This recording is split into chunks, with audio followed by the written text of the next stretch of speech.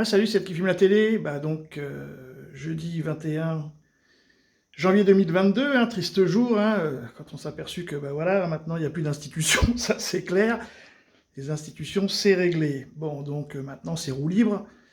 Et donc, voilà, dans la version roue libre, donc en fait, c'est vrai, bon Shabbat, parce que c'est jour de Shabbat. Et ce qui est très paradoxal, c'est qu'en fait, le Conseil constitutionnel a annoncé la validation du pass vaccinal à l'heure du commencement du Shabbat.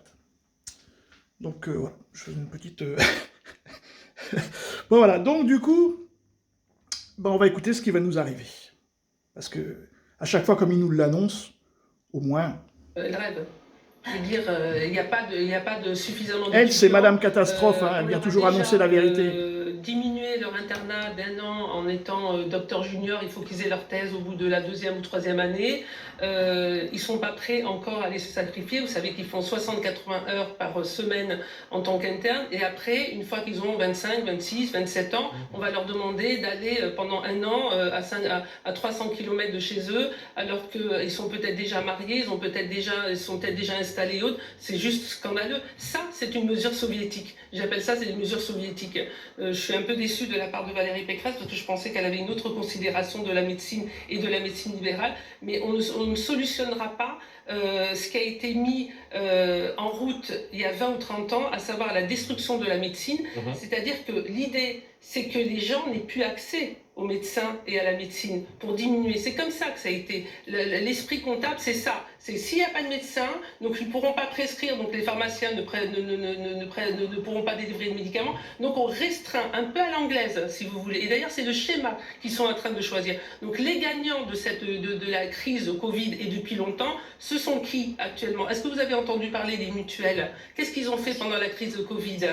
Ils ont fait et Doctolib, qui est en train d'étendre qui est en train de devenir un empire en France et qui est en train de réseauter. Qui allait donner tout le monde. Qui allait donner de tout le monde, qui est en train de réseauter tout le monde et qui demain vont nous organiser et vont nous dire voilà, vous travaillez comme ça. Les ARS qui applaudissent en disant que la crise Covid a été un magnifique accélérateur du système de santé en créant des espèces de communautés professionnelles de territoires de santé, en nous disant maintenant sur le territoire, tous les médecins, les infirmières, les kinés, les aides-soignants, les podologues, vous êtes responsables des patients qui n'ont pas de médecin.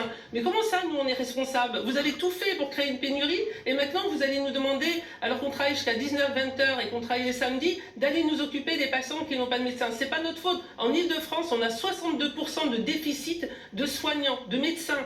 Et on nous fait croire qu'avec 10 000 étudiants en médecine actuellement, ce qui n'était pas le cas, alors qu'il y en a 30% qui vont arrêter médecine, qui vont faire autre chose, qui vont aller faire de l'industrie pharmaceutique, qui vont faire une école d'ingénieur, qui vont faire une école... Ils ne vont pas aller jusqu'au bout. Sans compter que ce sont des gens qui se suicident énormément, tellement les conditions de vie, de travail, et on est toute la population. Vous, quand vous êtes interne à 25 ans, vous bossez 60-80 heures pour un salaire minable pendant que les autres ont une vie normale. Et moi, je l'ai vécu, ça. Donc jusqu'à 30-35 ans, vous ne gagnez pas votre vie. Et on leur demande, en plus, Valérie Pécresse leur demande d'aller dans les déserts médicaux pendant 1 an pour régler ce qu'ils ont créé dans l'intérêt purement économique. Si réellement toujours pareil, l'intérêt sanitaire, notre bonheur et notre santé, ils ne se permettraient pas de dire des choses pareilles. Merci beaucoup, docteur Detra.